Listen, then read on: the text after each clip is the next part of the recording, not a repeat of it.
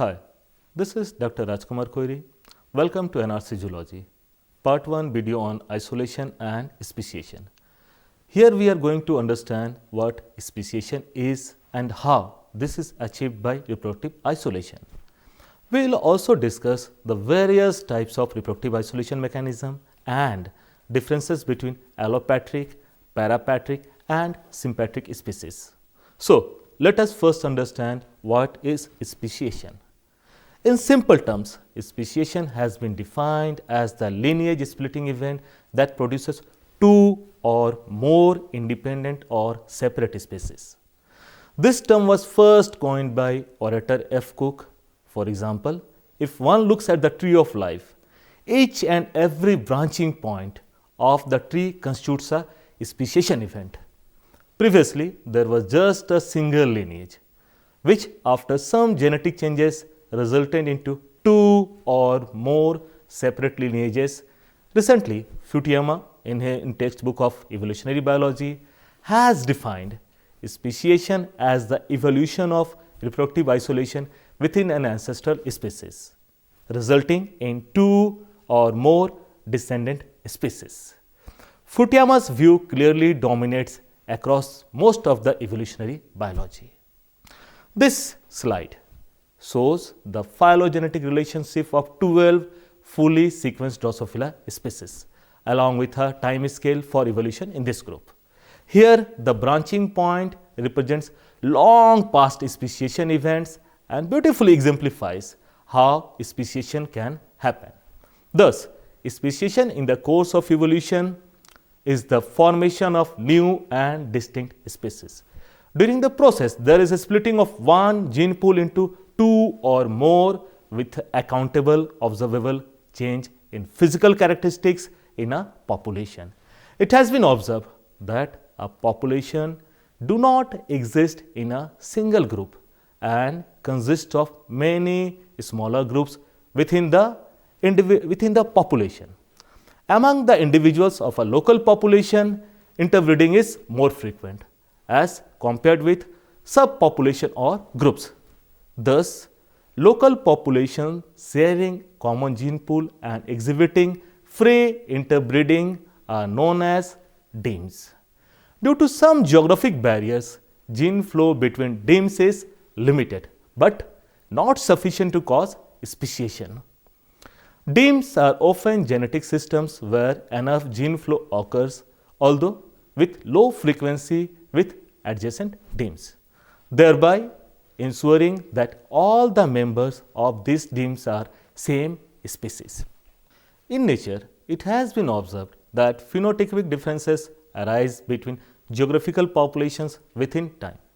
Now, when a population of a particular species is distributed in different geographical areas, phenotype is controlled by both genetic makeup and environmental influence. In response to climatic factors, change in gene frequencies within a gene pool can arise, resulting into phenotypic and genotypic genetic differences in population of a species known as geographical race. For example, differences in size between a larger northern fox living in colder region and a small desert fox living in hot region has been observed. It has been observed that group of local population of a species exhibit geographic gradient in the frequency of a gene or gradual change in a character known as cline. Natural selection may favor a slightly different form along the gradient and more than one cline may exist in a species. Cline represents an early step in the evolutionary process. Further, it has been observed that populations at the extreme edges of a species range may be so different from each other that they can no longer interbreed even if they are connected by a chain of interbreeding populations. Over a geographical range, there is gradual change in genotype and phenotype of the population. They can interbreed and gene flow occurs within the immediate neighbors and is considered same species. But if enough individuals are removed from the middle of the cline, we are left with two separate species that cannot interbreed. Such types of clines are in circular shape where the two ends overlap with each other but do not interbreed are known as ring species. Various factors have been accounted for change in genetic constitution of a gene pool and divergence of an original population into many populations, leading to formation of new species from the ancestral species. Some of these factors responsible for speciation are: number 1, mutation, gene recombination, migration, natural selection and random mating. In a population, each individual has unique features and genetic makeup of two individuals is not similar. These differences among individuals in a population are called variation and are caused by bringing about changes in chemical composition of genes called mutation. Reshuffling in the position of existing genes or gene combination in a chromosome affects the expression and its phenotype. This type of change brought about by gene recombination is known as position effect. Gene recombination produces a variety of characters and speeds up the pace of speciation. Migration in majority of species results in division of original species into subpopulations. Due to differences in mutation rate and selection pressure between these populations, change in gene frequency results in shifting of gene pool of migrated population in different directions. Ultimately, the original population diverges into many new populations, resulting into new species. Natural selection ensures that organism which is best suited to an environment will survive and reproduce like organism. Nature selects only favorable genes or advantageous traits out of which varied genotype, thereby rapidly increasing the number of selected genotypes. Thus, it tends to establish a new gene pool or new species, replacing the old one. Random mating tends to bring changes in frequencies of genes and promotes the genetic equilibrium in a particular direction and increases the abundance of some genotypes at the cost of other. Before we discuss reproductive isolation, let us recall the definition of Ernst Mayr. According to Ernst Mayr, species are groups of actually or potentially interbreeding natural populations that are reproductively isolated from other such groups. From this definition, one thing is clear, that to qualify as a separate species, reproductive isolation is must. Now, let us understand what is reproductive isolation. Reproductive isolation is the prevention of gene flow between members of different species that may inhabit the same area. Thus, reproductive isolation refers to isolating mechanisms that prevents or stop species or group of organisms from interbreeding.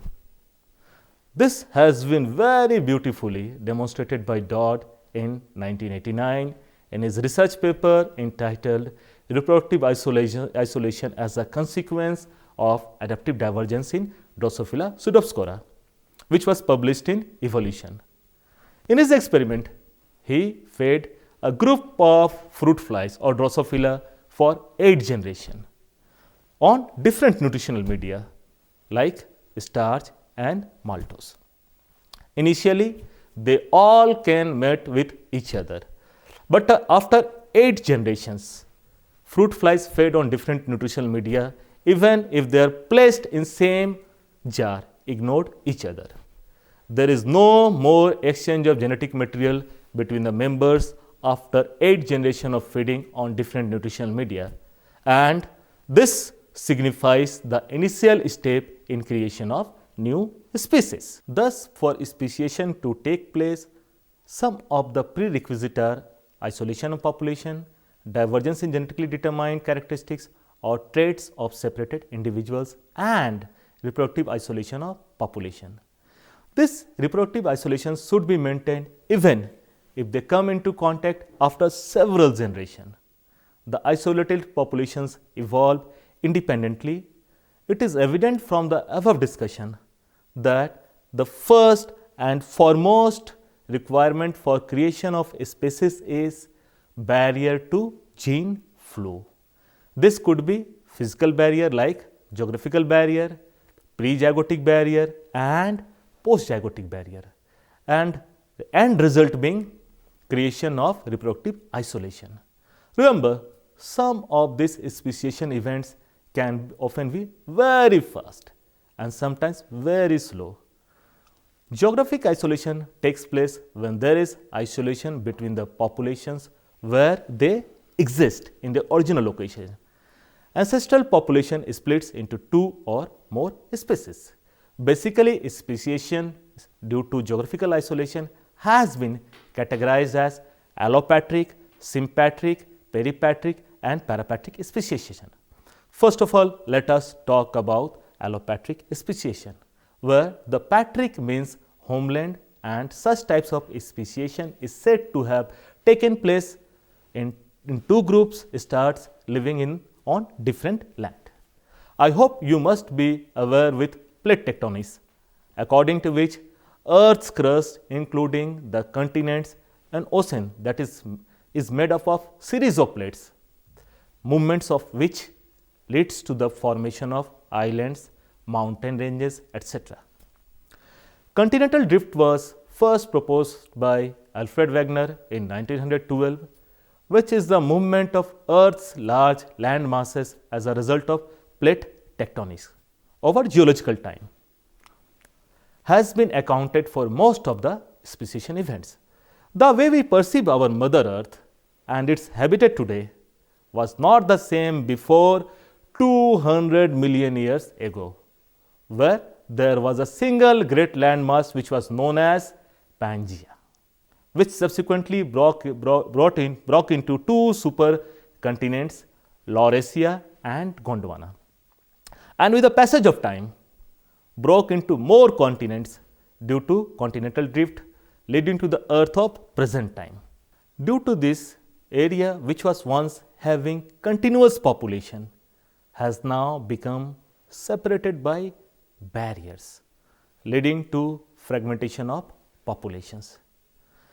This is also known as distribution by vicariance. A very good example of distribution by vicariance has been given by biogeographers who have studied the evolution of the bird ratites, whose ancestor was a flightless bird living in Gondwana.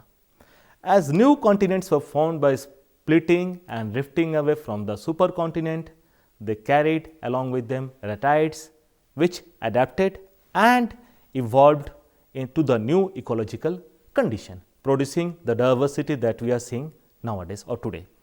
Otherwise, other than continental drift, lava flows and emergence of mountain regions are also responsible for vicariance. Different types of speciation observed in nature, as already discussed, are allopatric, peripatric, parapatric and sympatric. Allopatric speciation occurs when, as a result of geographical change, a species separates into two separate groups and are reproductively isolated from one another by a geological and physical barrier. Initially, physical barrier like mountain ranges or river prevents them from interbreeding. Natural selection and genetic drift change some of their characteristics and they develop independently according to the condition prevailing in their unique habitat. A very good example of allopatric speciation is that of antelope squirrel found in the Grand Canyon. Millions of years ago, Grand Canyon was carved by Colorado River. But before this event, only one species of squirrel inhabited and interbred. But as the canyon got deeper, the squirrels ultimately got divided into north and south populations, ultimately diverging into different species. For example, Harris antelope squirrel and white-tailed antelope squirrel. Some other examples are Drosophila flies in the Hawaiian Islands. Initially, the ancestor of the flies was present in the oldest island known as Kauai. As the new island was formed, a group of flies migrated to the next island known as Oahu, and thus separated from the original population and adapted to the environmental conditions of the new island. Similarly, groups kept on migrating and repeating the process with the formation of new islands and evolved independently from each other. Another very good example of allopathic speciation due to geographical isolation is that of Mexican spotted owl, scientific name of which is Strix occidentalis lucida, and northern spotted owl whose scientific name is Strix occidentalis corina. Now, both these species are found along the west coast of the United States, where they are physically separated and spatially isolated and have evolved independently by acquiring different traits. Similarly, in case of porkfish, due to the formation of Isthmus of Panama around 3.5 million years ago, subpopulations got separated and could not interbreed. Some new mutations have aroused and could not be exchanged for generations, leading to the appearance of new and different variations in the isolated populations on the two sides of the Isthmus of Panama. Now, the isolated populations cannot breed with their parental populations even if the barrier is removed, resulting into new species. Another speciation is peripatric speciation. Peripatric speciation is a special type of allopathic speciation that occurs when a small group of population is isolated from the main group to form a new species. Here, the members of the isolated populations are prevented from exchanging genes with the main population. For example, take the example of a bunch of rotting banana having fruit flies larvae that get washed away from the mainland due to a storm.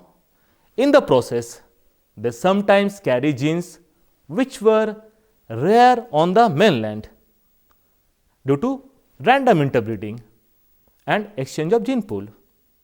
Now, ecological conditions on mainland and island may not be the same, and due to this, different selective pressure operates on the island in the small population.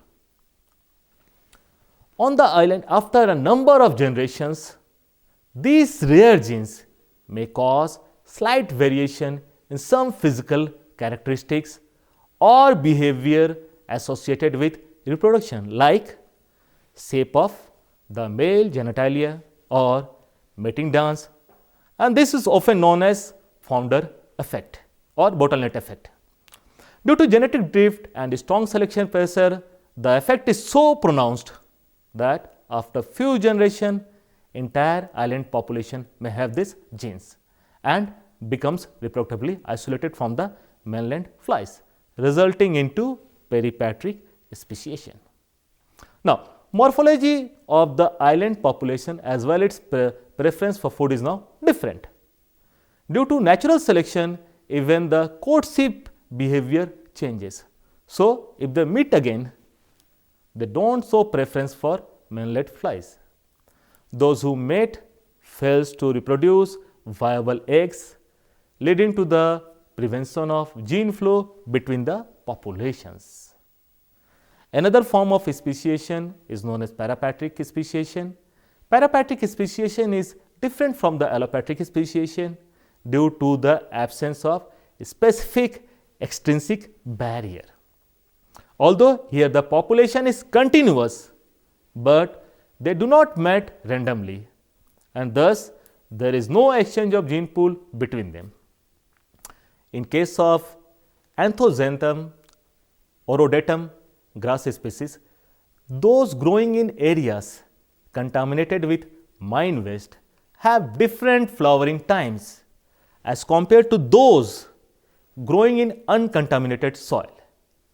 Due to this, although they are continuously distributed, but due to different flowering times, there is no gene flow between metal tolerant and intolerant species.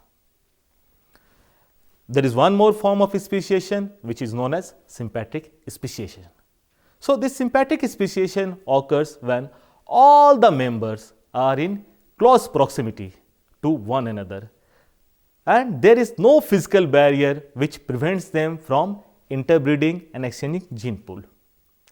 Here species may diverge while innovating in the same location due to difference in food source or shelter, or there is mistake in the number of chromosome as in case of plants or mate preference.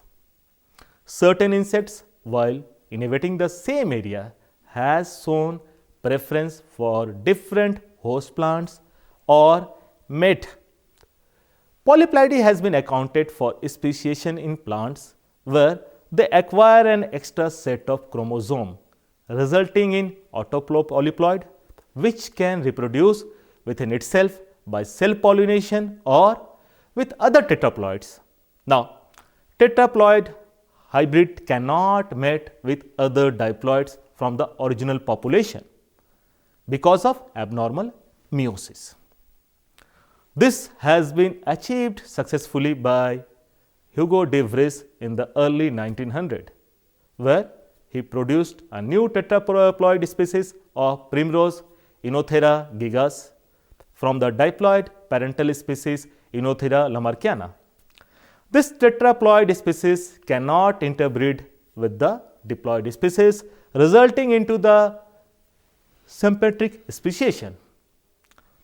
Monocotyledonous flowering plants like onions, garlic, chives and leeks which belong to the genus Allium is also an example of sympatric speciation due to polyploidy. In garden onion, whose scientific name is Allium cepa, 16 chromosomes are found, whereas in killed garlic, whose scientific name is Allium carinatum, and Chinese chives, whose scientific name is Allium tuberosum, 24 chromosomes, that means triploid, and 32 chromosomes, that is tetraploid, has been noted respectively. Another very good example of sympatric speciation is that of the evolution of two species of green lacewing flies, namely Chrysoperla carnea and Chrysoperla downesi. Both the species occupy the same territory in North America. Due to different habitat preference, subtle color difference exists. In spring and early summer, Chrysoperla carnea is light green and changes to brown in the fall or autumn. Its color is due to its habitat preference.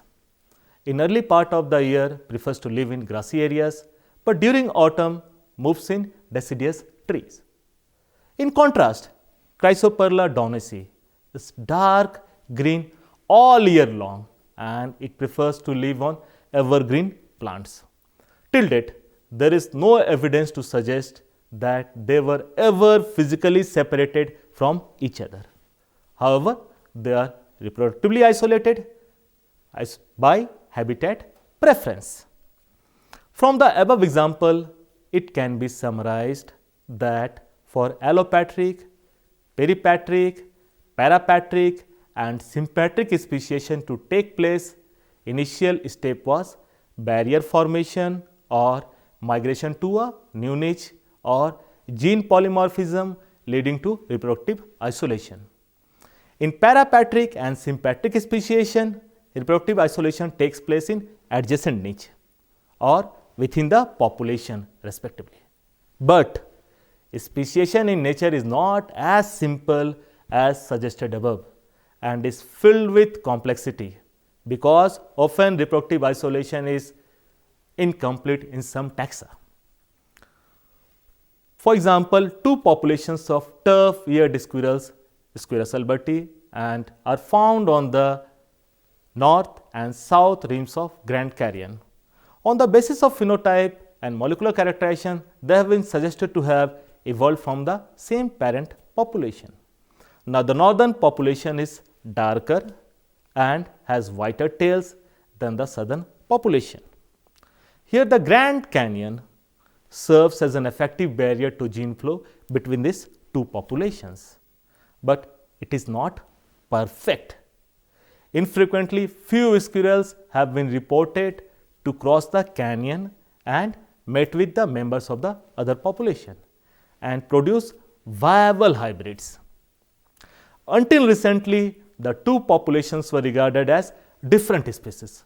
However, in view of recent findings, they are now considered belonging to the same species. Squirrus alberti on the south rim and Squirrus alberti caibinensis on the north rim. Thus, in this case, reproductive isolation and therefore speciation is not complete. Thanks.